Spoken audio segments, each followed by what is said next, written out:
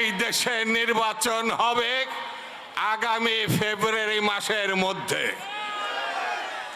কোনো শক্তি নাই এই নির্বাচনকে ঠেকানোর, কোনো শক্তি নাই।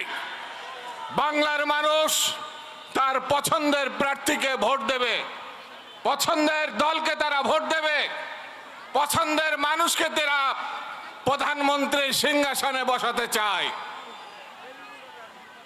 আমরা বাংলাদেশের মানুষ 16 বছর যিনি নেতৃত্ব দিয়েছেন তিনি যত তারেক রহমান।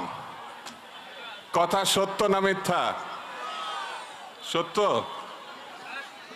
তারেক রহমানই আগামী দিনের প্রধানমন্ত্রী। তারেক রহমানই বাংলাদেশের চাকা ঘোরাতে এবং উন্নতির শিখরে নিয়ে যেতে পারে বাংলাদেশকে। আমরা তাকে চাই, বিএনপি তাকে চাই, বাংলার মানুষ তাকে চায়। সেই জন্য আমাদেরকে শক্তভাবে এই প্রতিষ্ঠা বার্ষিকীতে একতাবদ্ধ এবং ওয়াদাবদ্ধ হতে হবে। যতক্ষণ পর্যন্ত আগামী নির্বাচনে ধারে শেষ বিএনপিকে আমরা ক্ষমতায় যতক্ষণ পর্যন্ত না আনতে পারছি, ঢিলা দেওয়া চলবে না।